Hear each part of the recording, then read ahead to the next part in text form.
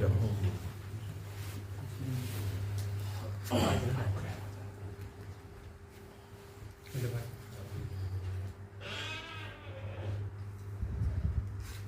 اعوذ باللہ من الشیطان الرجیم بسم اللہ الرحمن الرحیم وبہ نستعین وهو خیر المعین. سلسلہ کلام سورہ مبارکہ یوسف میں جاری تھا اور آیات نمبر ظاہراً 12 13 14 کے اندر ہم پہنچے تھے،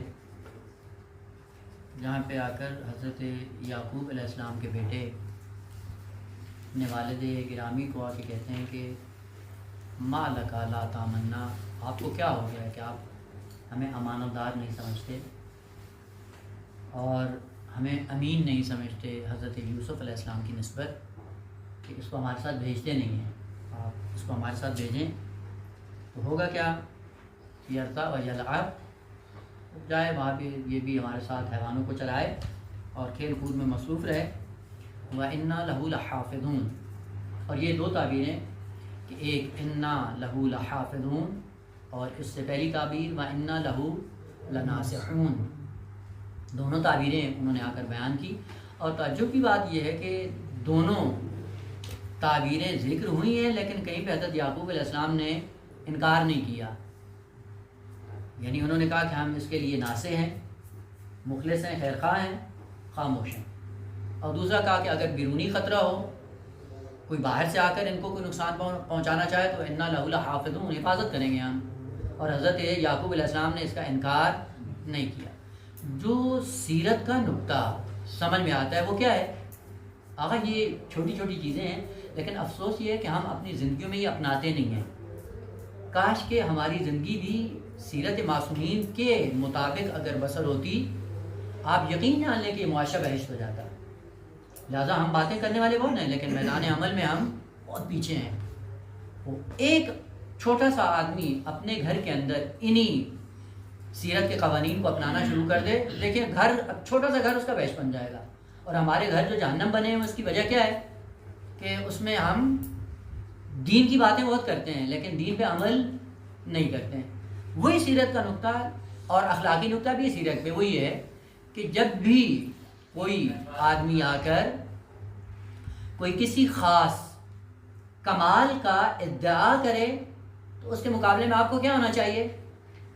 فوراً ٹوک نہ دیں.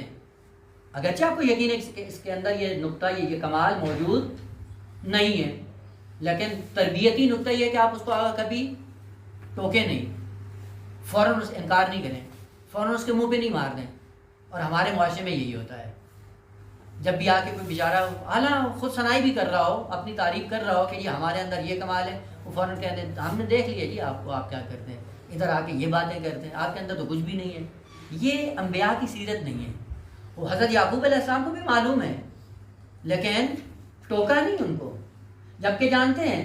اور کیا اتنا خوبصورت اسلوب اپنایا کہ رخ موڑ کر اسی خطرے کا اظہار کر دیا ہے. اور یہی تربیت کا پہلو ہے کہ سامنے والا وہ بھلے کہتا رہے کہ پدر ہم سلطان، وہ سنتے رہو، لیکن وہ جو اس کے اندر ایک خامی پائی جا رہی ہے آپ ایسے احسن انداز سے اس کا رخ موڑ کر بیان کرو کہ وہ خود متوجہ ہو جائے اور دوسرے لوگ متوجہ نہ ہوں، تاکہ اس کی عزت اور آبرو بھی رہ جائے اور خود اس کو تذکر بھی مل جائے. حضرت یعقوب علیہ السلام نے کہا کہ ہم ناصح ہیں، خاموش ہیں، کہا ہم اس کی حفاظت کریں گے، خاموش ہیں. لیکن اپنا وہ جو دغدغہ تھا وہ بھی ذکر کر دیا. وہ کیا ہے؟ وہ یہ ہے کہ مجھے خوف ہے اور حزن اس بات کا ہے کہ تم اس کو لے جاؤ اور غفلت کا شکار ہو جائے اور یہ تلف ہو جائے.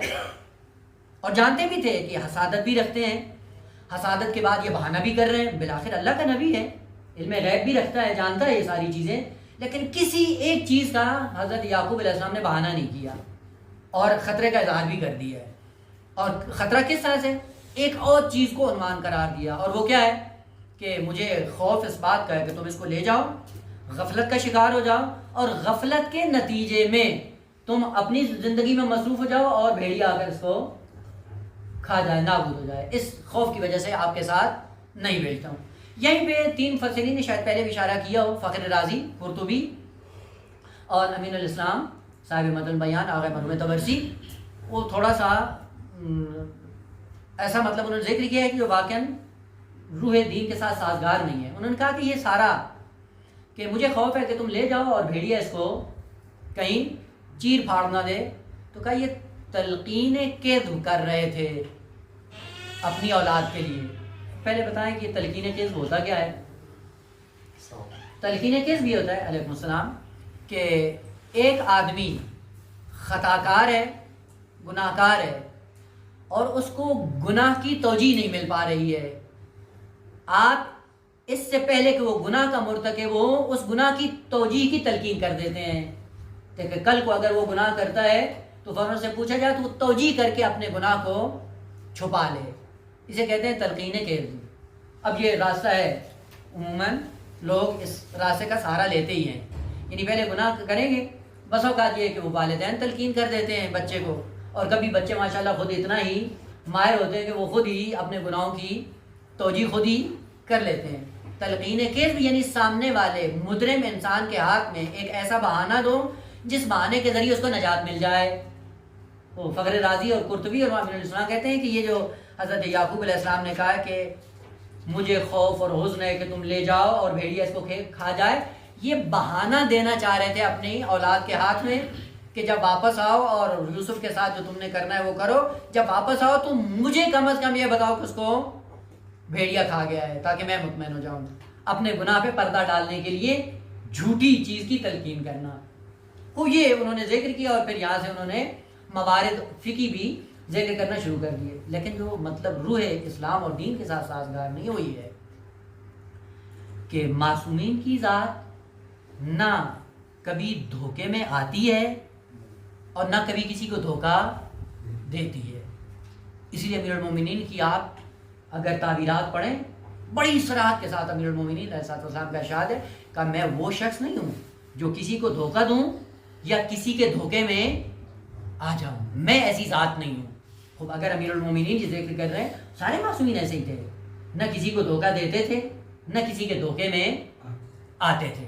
اور بس اوقات ہوتا ہے ہم سادہ لوہی ہوتی ہے ہماری، ہم لوگوں کے دھوکے میں آ جاتے ہیں. البتہ وہ جرم بھی نہیں ہے کیونکہ ہم معصوم نہیں ہیں، ہمارے پاس علم غیب نہیں ہے اور وہ اتنی درجہ یا وہ کمال نہیں ہے کہ کہیں کہ نہیں یہ ہمیں بھی. البتہ اگر تقوی اور معنویت کی منزل پہ انسان اس حد تک پہنچ جائے کہ ہو تو یہ بہت بڑا کمال ہے انسان کے لیے.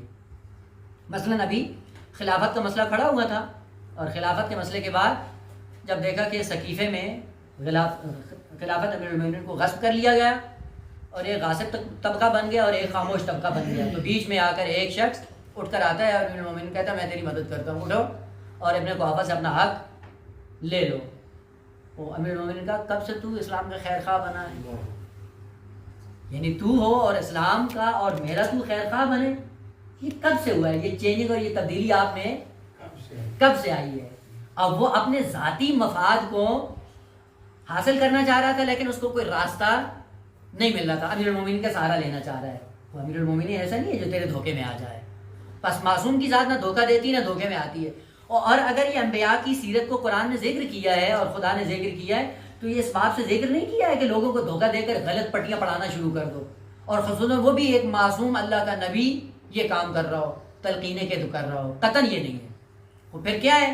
کیوں کہا جناب یعقوب علیہ السلام نے کہ مجھے خوف اور حزن اس بات کا ہے کہ تم لے جاؤ اور اس کو بھیڑیا کھا جائے؟ اگر دو چار کی بات ہے، نہ اعجاز کی بات ہے نہ علم غیب کی بات ہے، طبیعی سا راستہ ہے. اور آپ کو پتہ ابھی بھی آپ جائیں شامات کا راستہ، سرزمین کنعان کا راستہ، ایسے جنگل بیابان، اور اس میں اس وقت بھی بھیڑیے اور درندے کہیں وحشی تر ہیں دنیا کے جنگلوں سے. اس وقت آپ سروے کر لیں یہ شامات اور کنعان کی سرزمین میں جتنے بھیڑیے رہتے ہیں وہ درندگی میں اپنی مثال آپ ہیں. اور آپ کو تعجب ہوگا کہ بعض معصومین علیہ السلام نے اپنی تعبیروں میں ذکر کیا ہے شامات کے بھیڑیوں کا، کہ شامات کے بھیڑیے اتنے وحشی اور درندے ہیں کہ جس میں پھر اپنے قاتلین کی طرف اشارہ کیا کہ یہ ان سے بھی بدتر ہیں. ایک طبیعی سا راستہ ہے، جنگل کا راستہ ہے، جنگل میں یہ جانور ہوتے ہیں، وحشی ہیں، درندے ہیں، سب کچھ ہیں، اور لوگ بھی جاتے ہیں اپنے مال مویشی چرانے کے لیے اور وہ حملے بھی کرتے ہیں. کبھی حیوان کو چیر پھاڑ دیا، کبھی انسان کو اگر مل گیا تنہا تو اس کو چیر پھاڑ دیا. تو یہ خوف طبیعی تھا حضرت یعقوب علیہ السلام کا، اعجاز کی بات نہیں تھی، علم غیب کی بات نہیں تھی. اور وجہ کیا تھی؟ اور وہ خوف جو ذہن میں تھا وہ یہ تھا کہ ان کے اندر ایک حسد کی بیماری جو پیدا ہو گئی ہے، یہ حسد ان کو اس حد تک لے جائے گا کہ یہ بھائی کو اپنے راستے سے ہٹا دیں گے. اور معنی کیا کیا؟ کہا کہ تم جاؤ اور غفلت کا شکار ہو جاؤ. ممکن ہے، جانتے تھے کہ یہ عمدن کام کریں گے لیکن عمدن کا ذکر نہیں کیا جناب یعقوب علیہ السلام نے کہ کہیں تہمت نہ ہو جائے. دیکھیں کس حد تک اپنے دامن کو بچا کر خوبصورت تعبیریں استعمال کریں. کہا ممکن ہے لے جاؤ. اور بالآخر انسان ہے, اگر غفلت کا شکار ہو جائے تو ہوگا کیا؟ جیسے ہی انسان کے اوپر غفلت آتی ہے, غفلت پھر پیچھے سارے اعمال اور علوم کو چھپا دیتی ہے. اب دیکھیں چند عرصے کے لیے آپ حوضے سے چلے جائیں, چند عرصہ زیادہ نہیں, 2-3 مہینے کے لیے آپ چلے جائیں, تبلیغات کے دین کا کام کر رہے ہوں, واپس آئیں فضائے علمی میں, کتنا سخت لگتا ہے. باتیں وہی علمی ہیں جو ہر روز کرتے ہیں لیکن اجنبی سی لگتی ہیں. وجہ کیا ہے؟ غفلت کے سائے میں علوم پہ بھی پردہ پڑ جاتا ہے, کمالات پہ بھی پردہ پڑ جاتا ہے, اور گناہوں پہ بھی پردہ پڑ جاتا ہے. غفلت ایک ایسی چیز ہے جو سب کو چھپا دیتی ہے اپنے اندر. کہا کہ اگر تم غفلت کا شکار ہوگے تو ہوگا کیا؟ نہ حفاظت والا پہلو رہے گا نہ نصیحت والا پہلو رہے گا, دونوں پس پردہ چلے جائیں گے. اور جب دونوں پس پردہ ہو جائیں گے, بیچ میں حضرت یوسف علیہ السلام طلب ہو جائیں گے. اور اسی بات کی طرف قرآن نے 2 مقامات پہ اشارہ کیا ہے. ایک سورہ مبارکہ زلزال میں کیا ہے کہ جب قبروں سے ان کو دوبارہ اٹھایا جائے گا تو جائیں گے کدھر؟ لیروا اعمالہم, جائیں گے دیکھیں کیا کیا ہم نے. وہ وہاں پہ تھا فمن یعمل مثقال ذرۃ خیرا یرا ومن یعمل مثقال ذرۃ شرا یرا. یعنی کوئی قانون علمی, اخلاقی, دینی اس سے مستثنا نہیں ہے. جو کچھ ہم نے آخری وقت میں محفوظ کر کے اپنے نامہ اعمال میں لے کے گئے ہیں وہ سارے کا سارا محفوظ بھی ہے اور وہ دکھایا بھی جائے گا. اور ان کی تاثیر بھی ہوتی ہے, ایسا نہیں ہے کہ تاثیر نہ ہو. چونکہ بس اوقات ہم یہ باتیں کر لیتے ہیں, باتیں کرنے کے بعد کہتے ہیں کہ یعنی اس حد تک غفلت کا شکار ہوتے ہیں کہ شاید ان چیزوں کا اثر نہیں ہوگا. دیکھیں خدا نے ایک نظام بدنی مقرر کیا ہے اور اس کے ساتھ نظام روحانی. بدن اور روح کا نظام 100% ایک دوسرے کے ساتھ ملتا جلتا ہے. اسی لیے کہا من عرف نفسہ فقط عرف ربہ. اور واقعاً یہ انسان شناسی انتہائی اہمیت کی عامل ہے. اور اس میں بھی پھر فوکس آپ فقط اپنے جسم پہ کریں, بدن پہ کریں, اس خصوصیات کے ساتھ کہ یہ نظام متقابل ہے. اور 100% جو نظام بدن میں جاری ساری ہے, نافذ ہے, یہی نظام انسان کی روح میں بھی جاری اور ساری ہے. دیکھیں اگر آپ بیٹھو کوئی سی غذا آپ کھائیں, کوئی سی, اس غذا کا انسان کے بدن پہ اثر ہوتا ہے یا نہیں ہوتا؟ جی اب یہ تو قابل برہان نہیں ہے نا. مثلا آپ نے نشہ آور دوائی کھا لی, اثر ہوگا یا نہیں ہوگا؟ اس سے پتہ چلتا ہے کہ کوئی بھی غذا آپ جسم میں ڈالیں گے اس غذا کا اثر ضرور ہوگا. یہ ممکن ہی نہیں ہے کہ غذا اثر نہ کرے بدن پہ. نشہ آور ہے تو مست کر دے گی, زہریلی ہے ختم کر دے گی, یا مفید ہے تو انسان کو موٹا کر دے گی, اگر شوگر والی ہے تو شوگر بڑھا دے گی. بالآخر کوئی ایسی غذا نہیں ہے جو بدن انسانی میں جائے اور بدن انسانی کے اندر مؤثر ثابت نہ ہو. خود جب روح اور بدن کا نظام ایک ہے تو کوئی ایسا عمل نہیں ہے جو انسان سے سرزد ہو اور وہ عمل قلب انسانی کے اندر مؤثر ثابت نہ ہو. نامحرم کو دیکھتا رہے اور کہے یہ گناہ صغیرہ ہے کچھ نہیں ہوتا, نہ, یہ جھانسا ہے, یہ غفلت ہے. یہ ممکن نہیں ہے کہ اثر نہ کرے. وہ کیوں؟ اثر کیا ہوتا ہے اس کا؟ چھوٹا سا اثر ممکن ہے, باقی بڑے اثر نہ ہو. ہاں کبھی کبھی ہوتا ہے کہ انسان کو نماز شب کی توفیق ہوتی ہے, لیکن اگر دن بھر اپنی نظروں کو آلودہ کیا ہو, رات کو بالآخر اپنے اوپر سختی کر کے اٹھ جاتا ہے, وضو بھی کرتا ہے, نماز بھی پڑھتا ہے, لیکن لذت محسوس نہیں ہوتی. ہوتا ہے آپ کی زندگی میں بھی ہوا ہوگا کہ کبھی کبھی یہ نماز پڑھ رہا ہے لیکن نماز کا دل جس طرح چاہتا ہے عبادت کرنے کے لیے, عبادت میں دل نہیں لگتا ہے. وہ ہم غفلت کا شکار ہے, پتہ نہیں ہوتا ہے کہ دن بھر ہم نے کیا کیا ہے. بس دن بھر جو اعمال ہم انجام دیتے ہیں ہمارے قلب کے اوپر ان کا اثر ظاہر ہوتا ہے, اور انہی سے پھر قلب کی شکلیں بننا شروع ہو جاتی ہیں.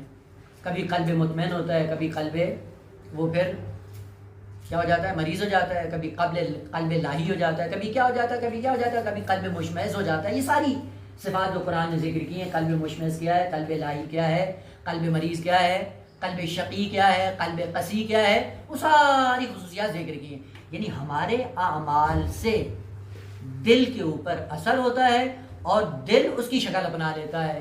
شکل اپنا کر وہ محفوظ ہو جاتا ہے اور محفوظ ہو کر عالم آخرت میں منتقل ہو جاتا ہے. اور جیسے عالم آخرت میں منتقل ہوتا ہے, اس انسان کو جب قبر سے اٹھایا جائے گا سب کچھ دکھا دیا جائے گا. دوسری آیت جو قرآن کے اندر ہے وہ یہ ہے کہ ایک دن آپ کو انبا کیا جائے گا، نبا، خبر دی جائے گی، بما قدما و اخر، جو کچھ تو نے پہلے بھیجا ہے یا جو بعد میں بھیجا ہے. یعنی ایک زمانے قدیم میں تم نے اپنے آپ کے اعمال بھیجے ہیں وہ بھی محفوظ ہیں، اور وہ جو ابھی ابھی موت سے پہلے آپ نے بھیجے ہیں وہ بھی محفوظ ہیں. کہا اصل اس کی ضرورت ہی نہیں تھی. بل الانسان علی نفسہ بصیرہ، اپنی ذات کا تو پتہ ہے نا میں نے کیا کیا. یہ پھر انباء کیا ہے؟ یہ انباء تکوینی ہے. یعنی کل قیامت کے دن وہ سریع الحساب ذات پورے اعمال کو تجسم دے کر ہمارے سامنے رکھ دے گی. تو پھر کیا کہے گا کہ ارشاد ہوگا لقد کنت فی غفلۃ من ھذا، اس سے غافل تھے. غفلت کیا کرتی ہے؟ اس حد تک انسان کو بھلا دیتی ہے کہ وہ جو ماضی قریب کے اعمال ہوتے ہیں تو وہ بھی اس کی یاد میں نہیں رہتے ہیں. خدا بھی یہی کہتا ہے لقد کنت فی غفلۃ من ھذا، اس سے غافل تھے. تو ہم نے کیا کیا ہے؟ ہم نے کچھ کیا نہیں ہے، فقط کیا کیا ہے؟ ہم نے پردہ ہٹا دیا. ہم نے پردہ ہٹا دیا تو اس کے بعد کیا ہے؟ نیچے سے کیا نکلے ہوگا؟ جو تم خود اپنے آپ کو بنا کر لائے تھے. غفلت ایک ایسی چیز ہے کہ جو انسان کو خسران کا راہی بنا دیتی ہے. جیسی حضرت یعقوب علیہ السلام نے کہا کہ اگر تم غفلت کا شکار ہو گئے تو حضرت یوسف کی کون حفاظت کرے گا؟ فوراً دوسری آیت میں یہ کہتے ہیں قالو لئن اکلہ الذئب. عجیب بات ہے کہ جس کا آپ کو حزن اور خوف جس بات کا طاری ہے اس کی بھی ہم صفائی پیش کر دیں. لئن اکلہ الذئب، اگر بھیڑیا اس کو کھا جائے، ونحن عصبہ، یہ واو حالیہ ہے، در حالی کہ ہم عصبہ ہیں، انا اذن لخاسرون. عجیب بات، ہم سے بدتر کون ہو سکتا ہے؟ پہلے معنی کر دوں اس کا، ونحن عصبہ، عین صاد بے، عصب جس کی جمع اعصاب ہے. اردو میں بھی اتفاق سے کلمہ استعمال ہوتا ہے. عصب کس کو کہتے ہیں؟ عصب وہ ریشہ ہوتا ہے یا وہ رسی جس سے بعض اجسام کو ایک نقطے پہ جکڑا جائے، روکا جائے کہ وہ پھر ادھر ادھر نہ جا سکیں. خاص رسی ہوتی ہے. مثلا بعض ہوتی ہیں، آپ نے لکڑی اگر کسی لکڑی اس میں رسی میں باندھ دی تو لکڑیاں آپ نکال لیتے ہیں، بس اس رسی کو عصب نہیں کہا جائے گا. خاص وہ کیا کہ ایسی رسی ہو کہ اگر وہ جکڑ لیں تو پھر اس سے نکلنا ممکن نہ ہو. اس رسی کو عربی میں عصب کہا جاتا ہے جس کی جمع اعصاب ہے، جس سے تعصب بھی نکلا ہے. اور تعصب میں کیا ہوتا ہے؟ وہ تعصب اتنا جکڑ لیتا ہے کہ ایک فرد کو اس سے نکلنے نہیں دیتے ہیں. اب تعصب قومی ہو، تعصب لسانی ہو، تعصب کئی ہیں، اس کے رنگ ہیں. لباس کا ہو سکتا ہے، زبان کا ہو سکتا ہے، زبان کا ہو سکتا ہے، خطے کا ہو سکتا ہے، منطقے کا ہو سکتا ہے، اور ہے بعض قومیں. اور ظاہراً امیر المومنین کی تعبیر ہے کہ قیامت کے دن بعض قوموں کو بعض اوصاف کی وجہ سے عذاب دیا جائے گا. ان میں سے عربوں کو تعصب کی وجہ سے عذاب دیا جائے گا. یعنی اگر یہ دین بھی اپناتے تھے تو تعصب کی بنیاد پہ، نہ دین کو دین سمجھ کے. مثلا ایک شکست کا پہلو جو جنگ صفین میں جیتی ہوئی جنگ امیر المومنین ہار گئے، وہ بھی اسی تعصب قومی کی وجہ سے ہار گئے. چونکہ وہ امیر المومنین کو امیر المومنین سمجھ کے نہیں آئے تھے. کس لیے آئے تھے؟ تعصب قبیلے کی بنیاد پہ. اپنے قبیلے کے تعصب کے سائے میں امیر المومنین کے لشکر میں شامل ہوئے. اور جب قبیلے کا بڑا سردار مارا گیا تو یہ ریوڑ کی طرح تتر بتر ہو گیا، بکھر گیا. جب بکھرا ہے تو اب اس کو سنبھالنے والا کوئی نہیں. وہ عصب وہ ختم ہو گیا. جب عصب ختم ہوتا ہے تو سارا پھر ریوڑ بکھر جاتا ہے. وَنَحْنُ عُصْبَةٌ، ہم متعصب ہیں. متعصب کیا ہے؟ یعنی ہم ایک رسی میں جکڑے ہوئے ہیں. البتہ یہ لغت نے ذکر کیا ہے کہ عصبہ اور تعصب کے اندر، اس جماعت کے اندر جس کے اندر یہ عصبیت پائی جاتی ہے، کم سے کم 10 افراد ہوں. عجیب ہے، یہ بھی عربی کی یہ چاشنی ہے کہ تعصب 10 سے کم افراد میں نہیں ہوتا. 10 کم سے کم، یا بعضوں نے زیادہ بھی ذکر کی ہے، کم سے کم 10 افراد کے اندر یہ عصبیت کا عنصر ہوتا ہے. اسی لیے آپ دیکھیں نا، انسان کی یہ باڈی ہے، باڈی میں کتنے فیصد پانی ہے؟ جس میں یہی جسم انسانی پانی ہے نا. اکثریت باڈی پانی پر مشتمل ہے نا. وہ پانی کو کس چیز نے آپس میں جکڑا ہوا ہے؟ اعصاب نے. اسی لیے یہ ڈھانچہ اور یہ لاش کھڑی ہوئی ہے. وہ اعصاب جہاں پہ کمزور ہوتے ہیں وہیں پہ انسان یہ باڈی زمین گیر ہو جاتی ہے. اگر حرام مغز ہوتا ہے ریڑھ کی ہڈی میں، وہ عصب ہی ہے جس نے اس لاش کو کھڑا کیا ہوا ہے. اس حرام مغز کو آپ نکال دو، اس کے بعد کیا ہوتا ہے؟ ویل چیئر ہی ہو جاتا ہے. بس یہ اعصاب اتنے ہوتے ہیں، اگر ایک باڈی میں ہوں باڈی کو کھڑا رکھتے ہیں، اگر قوم میں آ جائے قوم کو کھڑا رکھتے ہیں. البتہ بعضوں کے اندر ہے، اسلام کے اندر نہیں ہے. البتہ اسلام کبھی بھی استفادہ ضرور کرتا ہے کہ اگر تعصب کی بنیاد ہو اور تعصب کی وجہ سے ہی اگر یہ کھڑا ہو جاتا ہے تو کھڑا ہو جائے، کل کو شاید اس کے اندر دین کی رمق آ جائے. لہٰذا بسا اوقات ہوتا ہے غیرت دینی ہونی چاہیے انسان کے اندر، لیکن اگر غیرت دینی نہیں، کم از کم غیرت قومی کا مظاہرہ کریں. البتہ بعض قومیں ہیں کہ جن کے اندر غیرت قومی بھی نہیں ہے، نام لینا مقصود نہیں ہے. عصب یا اعصاب کیا ہیں؟ وہ چیز ہوتی ہے جو بعض اشیاء کو اپنے اندر جکڑ لیتی ہے اور ایسی جکڑتی ہے کہ پھر وہ اس پہ قائم ہو جاتے ہیں، کھڑے ہو جاتے ہیں. یہ کہتے ہیں عجب بھیڑیا آئے اور ہم ہوں، اور اس خصوصیت کے ساتھ کہ ہمارے اندر عصبیت بھی پائی جاتی ہے. بھیڑیا کھا جائے گا؟ اگر واقعا ہمارے ہوتے ہوئے حضرت یوسف کو بھیڑیا کھا جائے تو پھر ہم سے بدتر کوئی نہیں ہے. اس کلمے سے آ کر حضرت یعقوب کو یقین دلا دیا کہ نا، ہم ایسی جماعت ہیں، بھائی ہیں، آپس میں ملے ہوئے، اور ہمارا موقف ہدف سب کا ایک ہی ہے، اور اس ہدف میں ہم متعصب ہیں، اور اسی عصبیت کی بنیاد پہ ہم نے اپنے نظام کو چلایا ہوا ہے. تو اس عصبیت کی بنیاد پہ کیسے ممکن ہے کہ بھیڑیا آئے اور حضرت یعقوب کو، حضرت یوسف علیہ السلام کو کھا جائے؟ اور ہماری تعصب کی بنیاد پہ اگر آ کر وہ کھا جاتا ہے بھیڑیا، انا اذن لخاسرون، ہم سے بدتر خسارے کا شکار اور کوئی نہیں ہو سکتا. یعنی انسان کی توجہ بھی ہو اور اجتماع بھی ہو، اجتماع کے ہوتے ہوئے پھر ہمیں کوئی آ کر نقصان پہنچائے، پھر ہم سے واقعی بدتر کوئی نہیں ہو سکتا. اور یہی وہ نقطہ ہے سیرت کا کہ اگر ایک قوم ایک پلیٹ فارم پہ ایک خاص ہدف کے تحت، ایک خاص عصبیت کے تحت اکٹھی ہو اور اس قوم کو دشمن آ کے مٹا دے، پھر واقعی اس قوم سے بدتر قوم کوئی نہیں ہے. آج مسلمان بالعموم اور تشیع بالخصوص جو ذلت کا شکار ہے، اس کی وجہ کیا ہے؟ عصبیت اسلامی نہیں ہے، مر چکی ہے. اور جہاں پہ عصبیت اسلامی مرتی ہے، دن بدن انحطاط کا یہ شکار ہوتی ہے.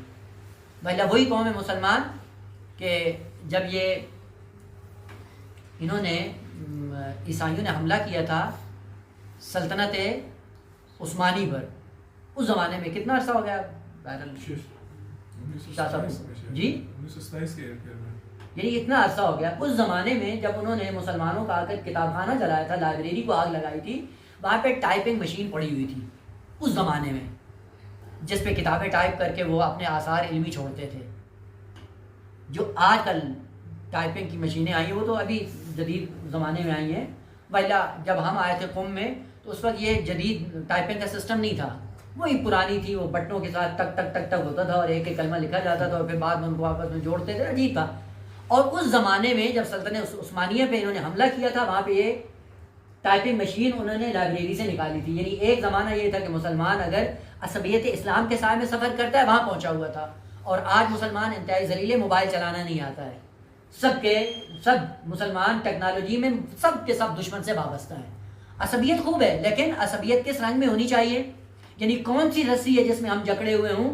وہ رسی اگر اسلام کی ہو، وہ رسی اگر غیرت اسلامی کی ہو، وہ رسی اگر الہی ہو، اور وہ رسی اگر دینی ہو، اس میں اگر ایک معاشرہ جکڑ جاتا ہے، یقین جان لیں کہ اس معاشرے کو کوئی بھی نابود نہیں کر سکتا.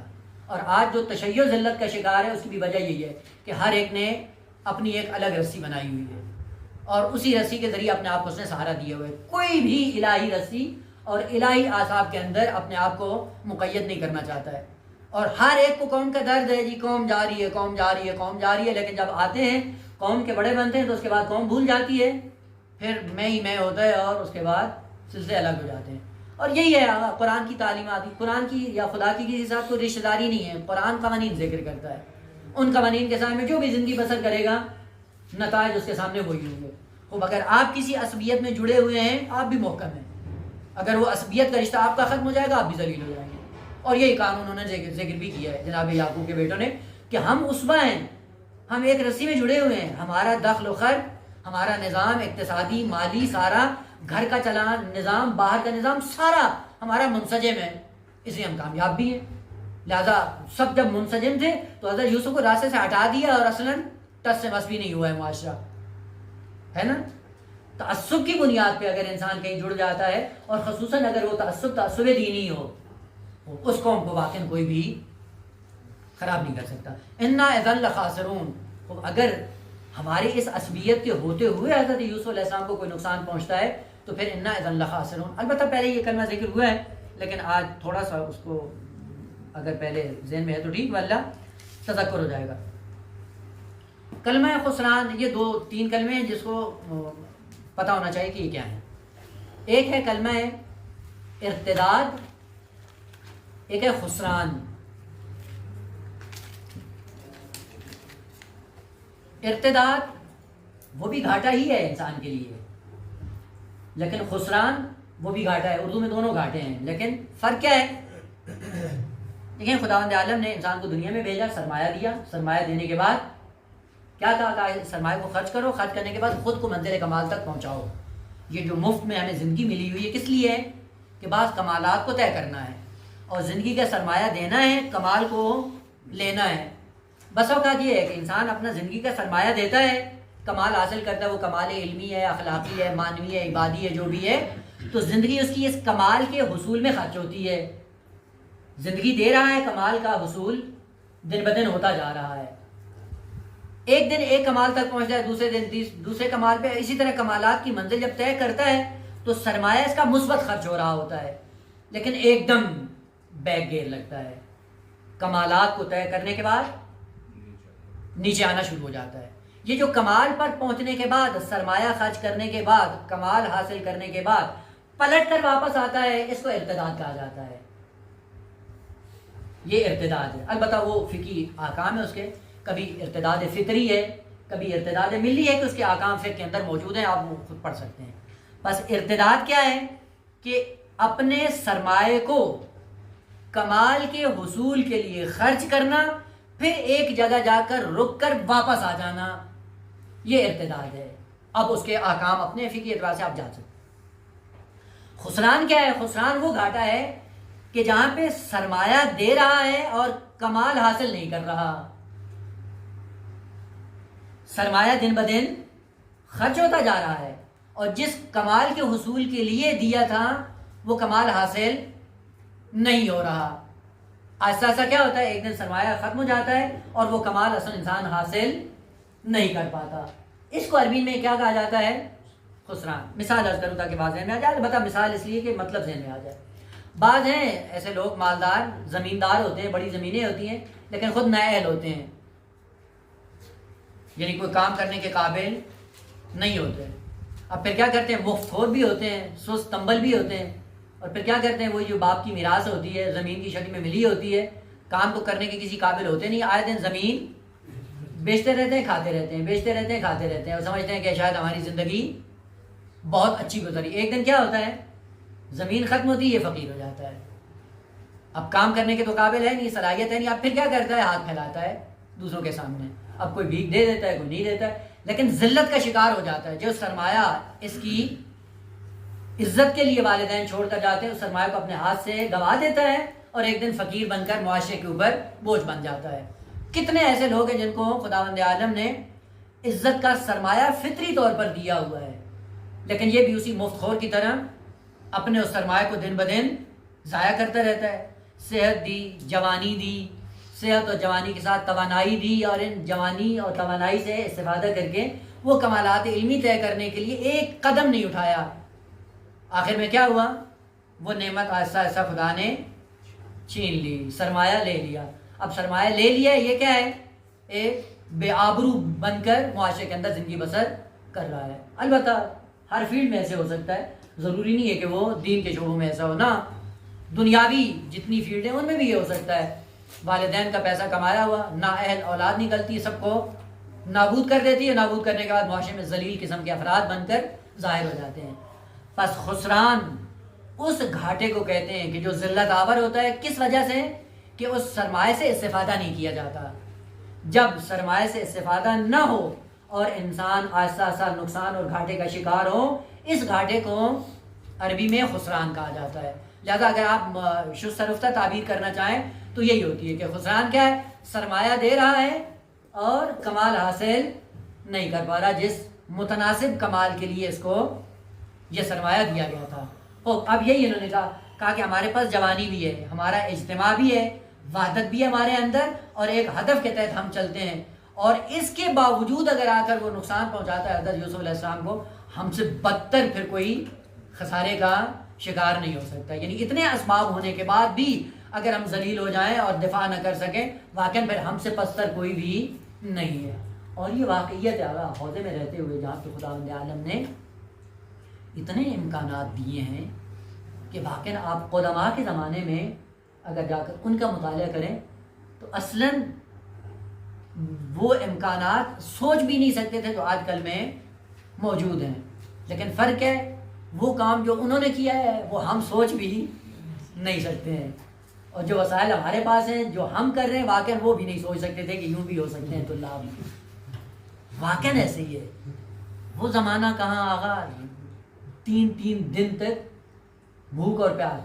ابھی یہ چھوٹا سا، ابھی آپ ہم آغا خوئی رضوان اللہ تعالیٰ علیہ کو دیکھ لیں، موجم الرجال کا ایک اثر موجم الرجال آپ دیکھ لیں آغا، نہ کوئی کمپیوٹر تھا اور نہ ہی کوئی آج کل کی جدید ٹیکنالوجی تھی، اور آپ کتب اربع کو الگ سے آپ دیکھیں، ایک راوی کو موجم الرجال میں آغا خوئی نے ذکر کیا ہے کہ یہ راوی کن کن کتابوں کے اندر آیا ہے، کتنی حدیثوں کے اندر آیا ہے، کتنی حدیثیں اس کی تہذیب میں ہے، استبصار میں ہے، من لا یعذر میں ہے، کافی میں ہے، کتنے لوگوں نے اس سے روایات نقل کی ہیں اور کتنے لوگوں سے اس نے روایات نقل کی ہیں۔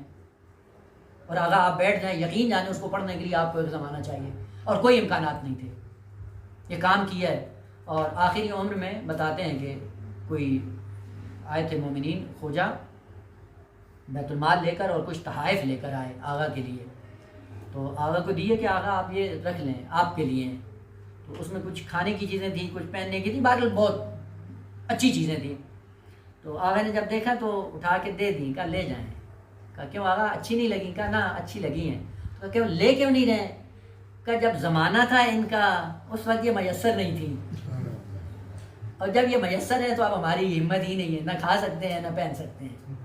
ایک زمانہ ہوتا ہے نا، جوانی ہوتی ہے، جوانی میں آدمی کھاتا ہے پہنتا ہے، شوق ہوتے ہیں، جب بوڑھا ہو جائے تو اب کیا ہے، ایک کونے میں پڑا ہوتا ہے، کھانس رہا ہوتا ہے، اولاد کے لیے بھی درد سر بنا ہوتا ہے، لیکن ہوتا ہے۔ یعنی امکانات کی بات یہ تھی کہ نہیں تھا، کچھ بھی نہیں تھا، لیکن آثار کتنے چھوڑے ہیں۔ یہ ہوتا ہے کہ جو سرمایہ سے بہتر استفادہ کرتا ہے وہ کبھی بھی خسران کا شکار نہیں ہوتا۔ البتہ خدا سے یہ دعا کرنی چاہیے، نہ فقط یہ کہ خسران کا شکار نہ ہو، ارتداد کا شکار نہ ہو۔ بس اوقات یہ ہوتا ہے کہ سرمایہ کو خرچ کرنے کے بعد ایک کمال تک جا پہنچتا ہے، لیکن وہیں سے جیسے غرور ہے اس کی آتا ہے زندگی میں، استکباریت آتی ہے، اور جیسے اپنے اوپر اس کی نگاہ پڑتی ہے، انا ربکم الاعلی بننے کی کوشش کرتا ہے، وہیں سے پھر بلے میں باورا کی طرح ارتداد کا شکار ہوتے ہوئے انتہائی ذلت اور پستی کا شکار ہو جاتا ہے۔ اگرچہ خداوند عالم نے کہا کہ ہر لمحے پہ آپ کی نگاہ خدا پہ ہونی چاہیے، کبھی یہ نہ کریں کہ جی ہم نے یہ اپنے بل بوتے پہ یہ کام کیا ہے، جی میں تھا میں نے یہ بات کی ہے، وہ نہیں، یہ کام نہیں کیا۔ کبھی کبھی یہی بول انسان کو اتنا رسوا کر جاتا ہے کہ جس کمال پہ ہوتا ہے اگلے دن آتا ہے حافظہ نہیں ہوتا۔ امام خوئینی کے لیے ایک محفل میں بیٹھے ہوئے تھے، کسی نے نام پوچھا کہ آغا آپ کا نام کیا ہے؟ 3 منٹ تک آغا سر کھجلاتے رہے، 3 منٹ کے بعد نام یاد آیا، کہا میرا نام روح اللہ ہے، اور پھر کہا کہ لا حول ولا قوت الا باللہ العلی العظیم۔ اگر ایک لمحے کے لیے خدا اگر اپنا فیض ہٹا لے تو کیا ہے، یہ انسان اپنا نام نہیں بتا سکتا ہے۔ پوچھے میرے سے کہ آپ علمی باتوں میں آ کر اتنا اترانا شروع کر دو، جی ہم پہلے وہ شخص ہیں جنہوں نے یہ نقطہ بیان کیا، ہم سے پہلے کسی نے بیان نہیں کیا۔ نہیں، تھوڑا سا خضوع علمی رہے، اور خضوع علمی کے ساتھ ساتھ وہ حضرت یعقوب کے بیٹوں کی طرح آگے نہ بڑھیں، وإلا انسان اپنے اس کمال سے گر جائے گا۔ وصلی اللہ علیہ محمد وآلہ وسلم۔